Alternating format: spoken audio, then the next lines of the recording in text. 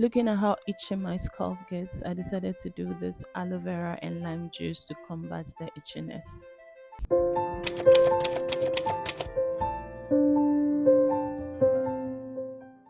I had to quickly plant an aloe vera because the one I got was too dull and it was dry. So I made my little pot. I had to improvise. I got this plastic bag and made holes underneath it because an improvised aloe vera pot needs to be free flowing.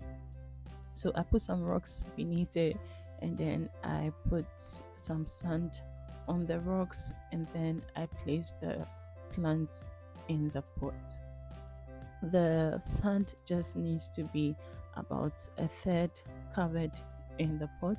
Then you put the plant in it. Before I did that, I removed the extra dead leaves. They were quite dry, very dry. Um, so I removed the dead leaves from it and then I placed it in the pot. Like I said, just about a third covered with sand before you put it in it. Then I did that and made sure the roots were still alive because when they're dead, the plant will be dead. And then you add extra soil to it, make sure the rest of the plants, the rest of the exposed roots are covered with enough soil. I tried as much as possible to get it to be in the middle, but it kept swaying to the side. Um, where I uprooted this particular plant from was quite crowded, so the plant naturally was tilted or was curved to the side. No matter what I did, it never came back to the middle, it was never straight. But it was still healthy and alive, so that was good news. And it was quite thick, just that it was too dry for me. I couldn't use it to do the juice just yet. This was about a month ago when I got it. So I added a sand. Oh, also the sand needs to be free flowing, such that it's like it should have some gravels in it. So it shouldn't be sand that can keep so much water in it. And then added more water to the soil to make sure that the plant was good enough for harvesting, which is now, as you're seeing, I harvested three. Look at it, it's looking thicker now and filled with a lot of juice, as you can see. So I washed it very neatly. Remember that aloe vera can be very, very irritating. So you make sure that all that yellowish gel at the end comes out before you finally process it for use. Some people are actually allergic to it. I itch a lot when it touches my skin, the yellow part. So I just cut off the sides, cut it into manageable pieces, and then I divide it horizontally so that I can scoop out the meat within it. So most times I use the thicker part, as you can see here. So I'm taking out the meat out of it.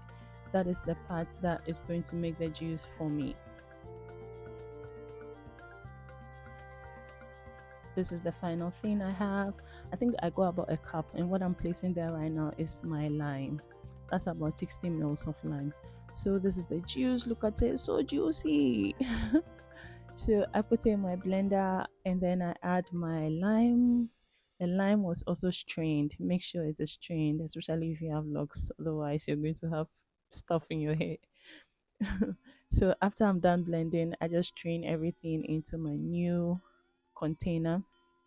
I try as much as possible to prevent excess debris from entering it. I added a little water, just a little. I'm trying as much as possible to make this as concentrated as much as possible.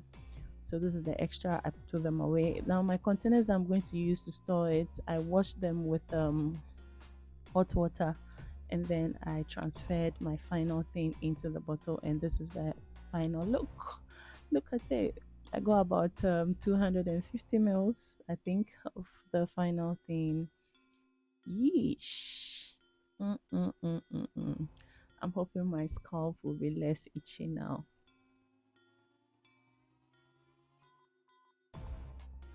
Okay, so it's without debris, it's without all the extra stuff you get in aloe vera, all those chaff is out of the main thing. This is very important to me because I have locks and I don't want to have those things in my hair. Right.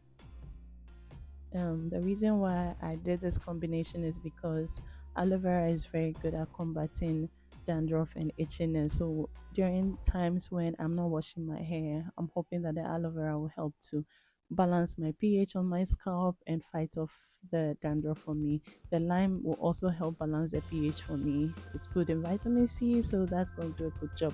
And also the vitamin C will help to make sure that the mixture stays for a long time. What I'm going to do is that when I'm not using it, I'm going to refrigerate it. Maybe I'll divide half of it and put it in the freezer because I may have to keep this for a long time as I'm not going to be using it almost every day, maybe every other day. Yeah, that's just it. I love it.